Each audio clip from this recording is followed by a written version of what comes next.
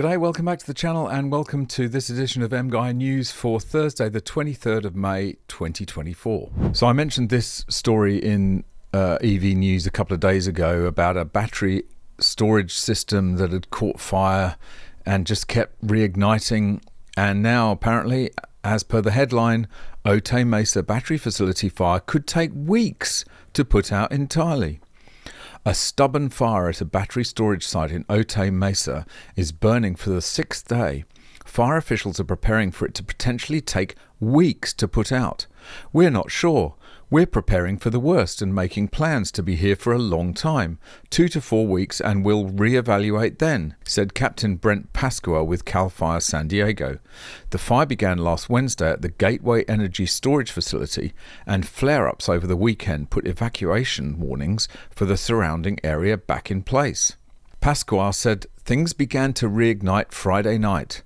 You have to put water on it to keep the fire confined, but that water damages the batteries also, allowing them to arc, starting another fire. We're just trying to keep the public safe and keep the fire contained to the building, he said. The chain reaction can happen when a lithium-ion battery creates heat faster than it can dissipate. That rapid increase of temperature can then turn to fire. It's called thermal runaway.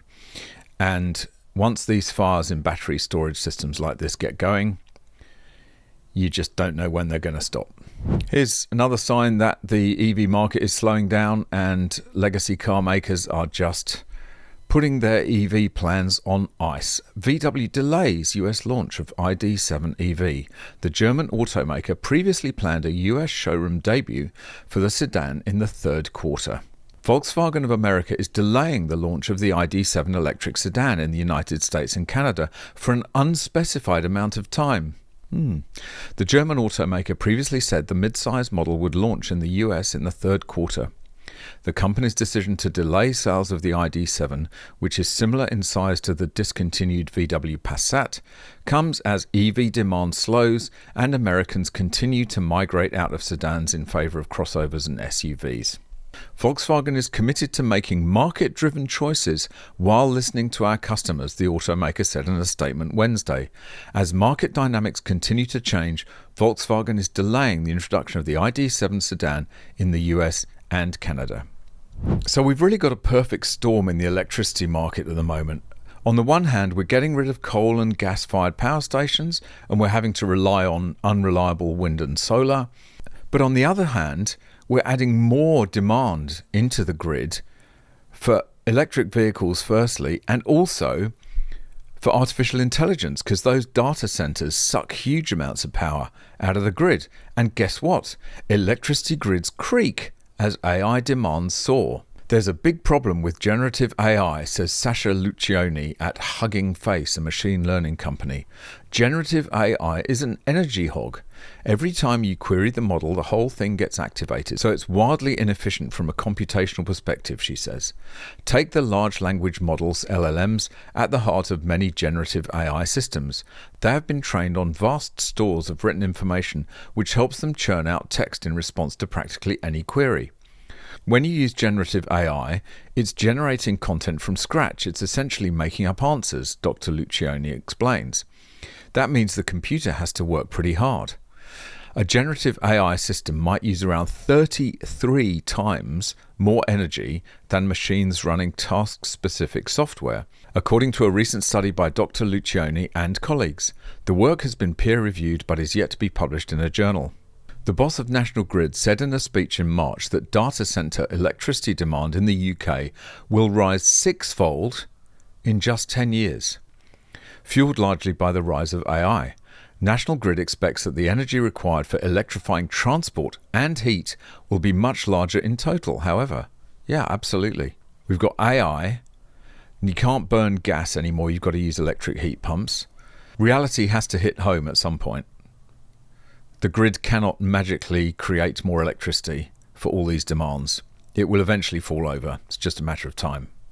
So here we've got another Waymo story. Waymo vehicle involved in Phoenix crash. Officials say no injuries were reported. Yeah, more by good luck than judgment by the looks of it. One of Waymo's self-driving cars crashed into a pole in downtown Phoenix on Tuesday. The Phoenix Police Department said an unoccupied car struck a pole located in an alleyway near 7th Avenue and Roosevelt Street. The autonomous car sustained minor damage and no injuries were reported.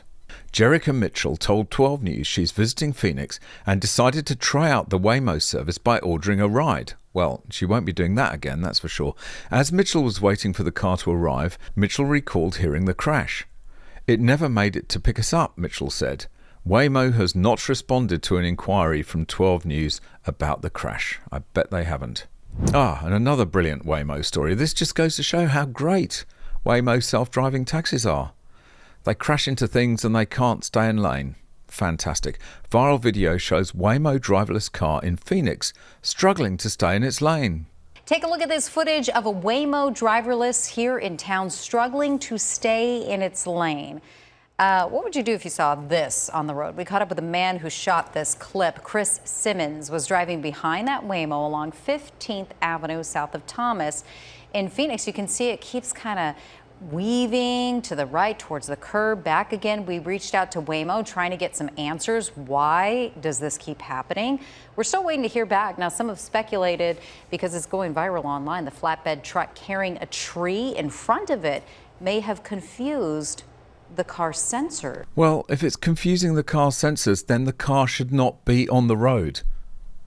If it can get confused by things like that, it should not be on the road. End of story. More bad news for Tesla as it suffers a sales slump as European electric car subsidies slashed. Car maker faces tougher competition amid influx of cheaper Chinese models. Tesla sales have slumped across Europe after countries including Germany and France slashed subsidies for electric vehicles.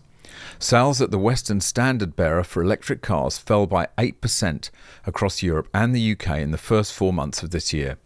During the same period last year, Tesla was experiencing sales growth of 78%. So despite the Mustang name being applied to this ghastly Mark E electric monstrosity, the Ford CEO assures Mustang's ICE future cast doubt on EVs. Wish they'd make their minds up. In an industry increasingly leaning towards electric vehicles, EVs, as the future of transportation, Ford Chief Executive Jim Farley offers a refreshing and somewhat controversial perspective.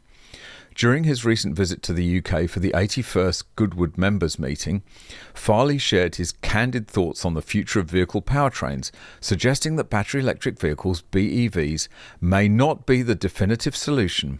Indeed, they are not. Farley, known for his hands-on approach and love for classic cars, participated in the Ken Miles Cup, racing a classic Mustang 289 V8. This iconic vehicle has been a symbol of American muscle for decades, and Farley's participation came as an emphatic statement.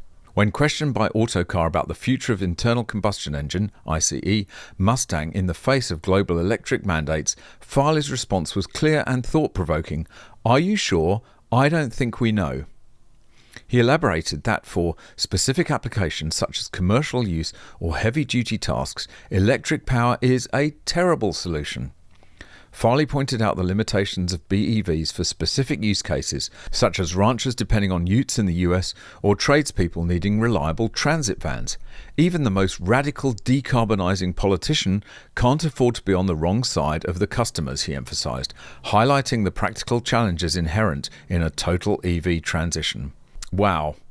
I mean, great to hear some sanity and honesty from one of the big auto manufacturers, because quite frankly, I've heard nothing but net zero BS for the last 5 years. Long may it continue. And finally, some great comments from Donald Trump on the EV madness that we're currently experiencing.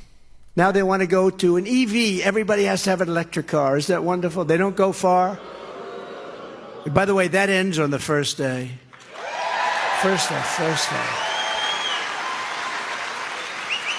And if you want to buy it, you can buy one. I'm not knocking it. If you want to go, 3-4 miles and then back home, plug it in, get ready for the purchase of a newspaper the next day. You want to go down and buy a newspaper like in the old days every once in a while. But no, we're going to end it right away, immediately. And I think people, if they want to buy an electric car, I think it's great.